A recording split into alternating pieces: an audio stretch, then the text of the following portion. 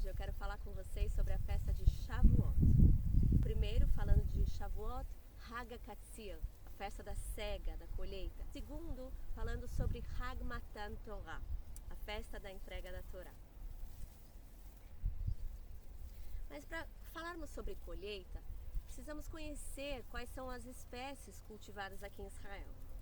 Vamos ler juntos Deuteronômio 8, de 6 a 10. Guarda os mandamentos do Senhor teu Deus, para andares nos seus caminhos e o temeres, porque o Senhor teu Deus te faz entrar numa boa terra, terra de ribeiros de águas, de fontes, de mananciais profundos, que saem dos vales e das montanhas, terra de trigo, cevada, de vides, são as uvas, figueiras e romeiras, terra de oliveiras, de azeite e mel, aqui se referindo ao mel das tâmaras, terra em que comerás o pão sem escassez, e nada te faltará nela, terra cujas pedras são ferro e de cujos montes cavarás o cobre, comerás e te fartarás, e louvarás ao Senhor teu Deus pela boa terra que te deu. Então aqui nós vemos 7 espécies que são em hebraico chamadas de Shivat Aminim. Vamos ler agora um versículo específico de Shavuot, Êxodo 34, 22. Também guardarás a festa das semanas, Shavuot, que é a das primícias da cega, Katzil, em hebraico, da cega do trigo, e a festa da colheita, Asif, no fim do ano. Para entendermos melhor esse calendário anual da agricultura, nós preparamos esse diagrama para vocês. Então nós podemos ver que no primeiro mês bíblico, Aviv, que ocorre em março e abril, nós temos a festa da Páscoa e das primícias e a colheita da cevada, da qual nós já falamos no outro vídeo. No terceiro mês, que acontece em maio, junho, nós temos a festa de Pentecostes, Shavuot, onde há a colheita do trigo. Do quarto ao sexto mês, que cai em junho, de junho a setembro, nós temos a colheita das frutas do verão, tâmaras, uvas e figos. E no sétimo mês bíblico, Etanim, que cai em setembro, outubro, nós temos as festas de outono, trombetas, expiação e tabernáculos, aonde é colhida a azeitona e a romã. Então, queridos, a festa de Shavuot, ela também é chamada de festa das primícias, porque é a segunda espécie que está sendo colhida, né? Depois da cevada, o trigo. As outras 5 espécies ainda vão ser colhidas e vão ser apresentadas a Deus em Sukkot, na festa de tabernáculos. Se nós vemos que Shavuot fala sobre a colheita do trigo, eu quero, assim como nós fizemos com a cevada, eu quero estudar com vocês algumas passagens que falam sobre o trigo. Mateus 3, 11 e 12. Eu vos batizo com água para arrependimento, mas aquele que vem depois de mim é mais poderoso do que eu, cujas sandálias eu não sou digno de levar. Ele vos batizará com o Espírito Santo e com fogo. A sua pá ele a tem na mão e limpará completamente a sua eira.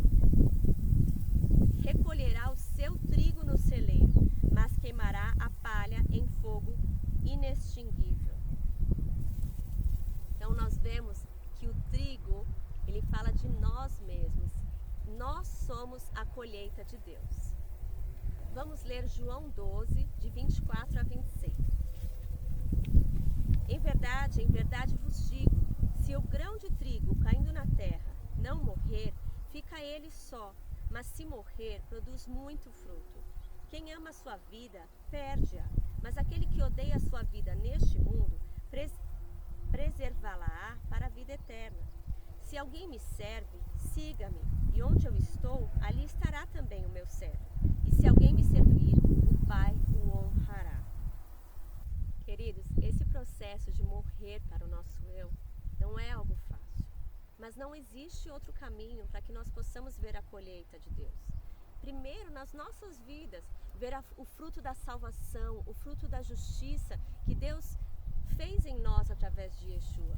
E é claro, depois ver o fruto nas vidas das pessoas pelas quais nós oramos, pelas quais nós ministramos, vê-los diante de Deus. Vamos ler agora Lucas 22, 31 e 32. Simão, Simão, eis que Satanás vos reclamou para vos peneirar como trigo. Eu, porém, roguei por ti, para que a tua fé não desfaleça. Tu, pois, quando te converteres, fortalece os teus irmãos. Irmãos, esse processo de ser peneirado como trigo não foi fácil para Pedro e também não é fácil para nós. Vamos ler um pouquinho sobre o processo que o trigo passa para se tornar farinha. Primeiramente, o trigo é separado do joio e de toda a erva daninha, toda a impureza, ficando somente o grão sadio. Esse trigo passa por um período de 12 a 14 horas de molho, até que toda a casca se desprenda, ficando somente o grão puro. Começa então o processo de moagem e, consequentemente, a peneiração. Cada vez que os grãos são submetidos a um cilindro para moagem, em seguida sobem para um tipo de peneira diferente, descendo para outro cilindro e assim sucessivamente, até passarem por 5 moagens e finalmente sair a farinha. Gente, ser moído, ser limpo, ser peneirado, ficar de molho, nada disso é fácil. Eu não sei você, mas eu reclamo muito com Deus, eu esperneio com Deus. Mas, queridos, Ele é nosso Pai, Ele nos cura, Ele nos sustenta, Ele nos consola. Mas mesmo assim, esse processo vai continuar. E nós temos que ficar firmes, porque a palavra diz que aquele que perseverar até o fim será salvo. Vamos ler uma passagem de encorajamento no Salmo 126, versos 5 e 6. Os que com lágrimas semeiam, com júbilo ceifarão.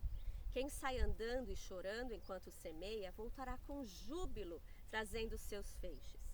Gente, é uma promessa. Nós sabemos que semear vai ser difícil, nós vamos chorar, nós vamos espernear enquanto nós estamos semeando, mas nós vamos colher com júbilo. Vai ser uma vitória, nós vamos nos alegrar muito na presença de Deus. Eu quero finalizar lendo um versículo de Shavuot, de Deuteronômio 16, 9 a 11. 7 semanas contarás, quando a foice começar na seara, entrarás a contar as 7 semanas, e celebrarás a festa das semanas ao Senhor, teu Deus, com ofertas voluntárias da tua mão, segundo o Senhor teu Deus te houver abençoado. Alegrar-te-ás perante o Senhor teu Deus, tu, teu filho, tua filha, o teu servo, a tua serva, e o levita que está dentro da tua cidade, e o estrangeiro, e o órfão, e a viúva que estão no meio de ti, no lugar que o Senhor teu Deus escolher, para ali fazer habitar o seu nome. Gente, existe um mandamento em Shavuot que é de nos alegrarmos. Será que nós conseguimos lembrar de tudo que Deus já fez por nós, de toda a colheita, de todos os frutos que nós possamos ver nas nossas vidas e também, pela fé, contemplar aquilo que ainda está por vir e louvar ao Senhor e nos alegrarmos com aqueles que estão conosco? Amém, queridos? Vamos fazer isso nesse Shavuot? Hoje, aqui com vocês nesse campo de trigo lindo, para falar sobre a festa de Shavuot, a nossa segunda parte, agora falando sobre Hag Matan Torah, que é a festa da entrega da Torá. Na verdade, eu quero falar sobre 2 eventos que aconteceram durante a festa de Shavuot. Vamos ler Êxodo 19, 1.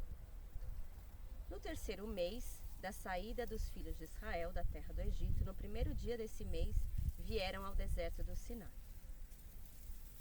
Êxodo 19, versos 10 e 11.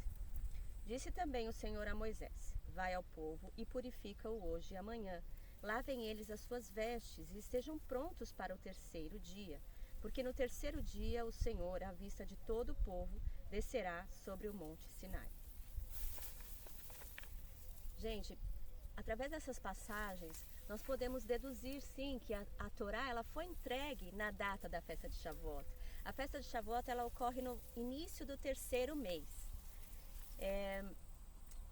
Da mesma forma, para falarmos sobre o outro evento que aconteceu em Shavuot, quando Yeshua ele foi ressurreto, ele andou 40 dias por sobre a terra e ele deixou uma mensagem para os seus discípulos.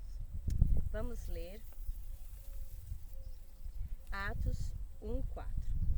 E comendo com eles, determinou-lhes que não se ausentassem de Jerusalém, mas que esperassem a promessa do Pai, a qual, disse ele, de mim ouvistes.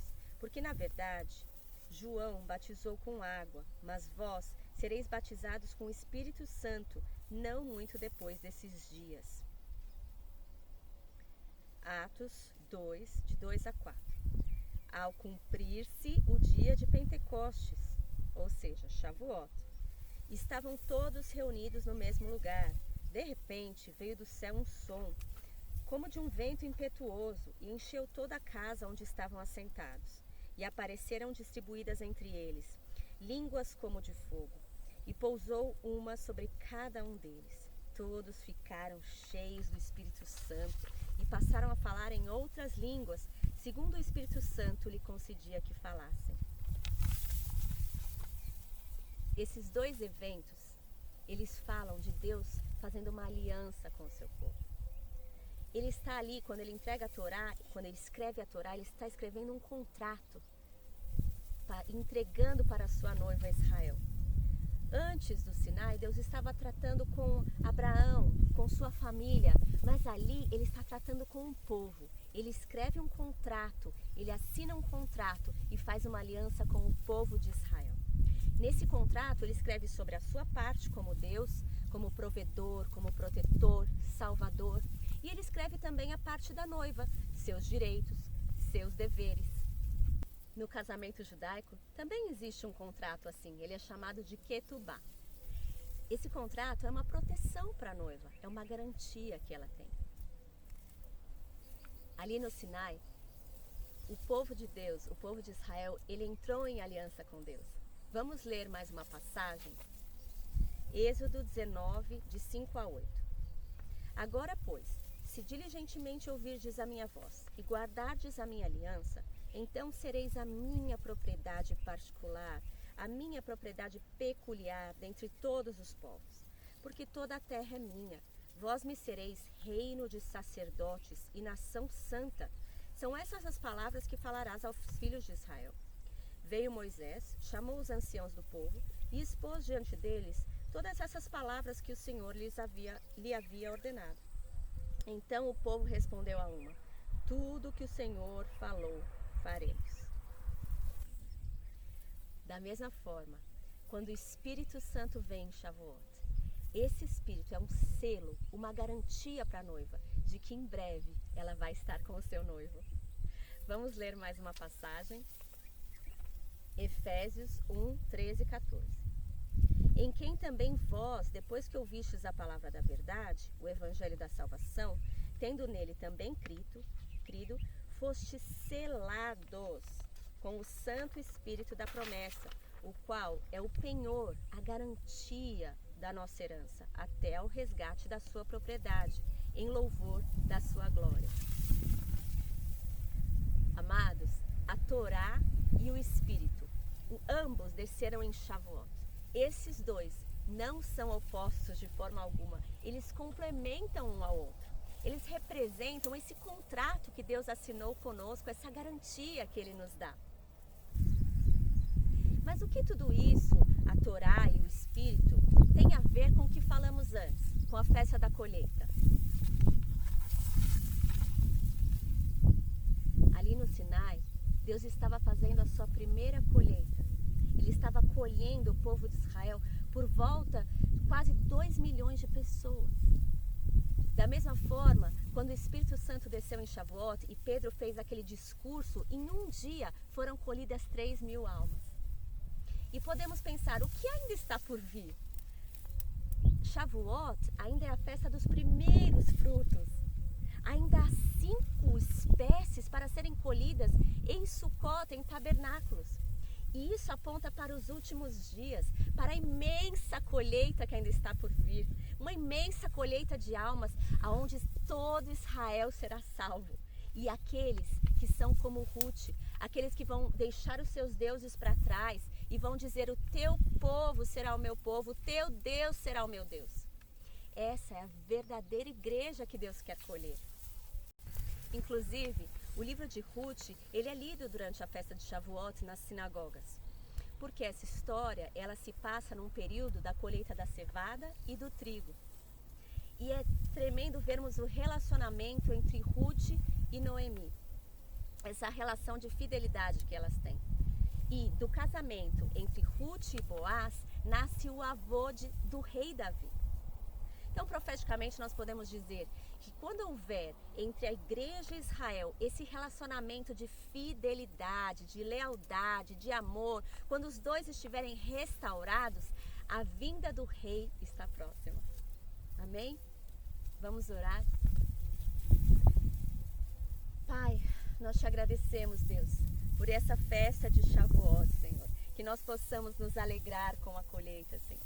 Que nós possamos ver, Senhor, também aquilo que ainda está por vir, Deus. A grande colheita de almas que ainda veremos. E possamos contribuir contigo, Senhor. Colaborar contigo, Senhor, nesse processo de semear e colher. Nesse processo, Senhor, de orar, Pai. Orar para que nós possamos crescer em Ti, que nós possamos dar frutos para Ti, Pai. Em nome de Yeshua HaMashiach, Pai. Nós te agradecemos porque Tu és um Deus fiel, um Deus amoroso, um Deus maravilhoso. Hag Shavuot Sameach.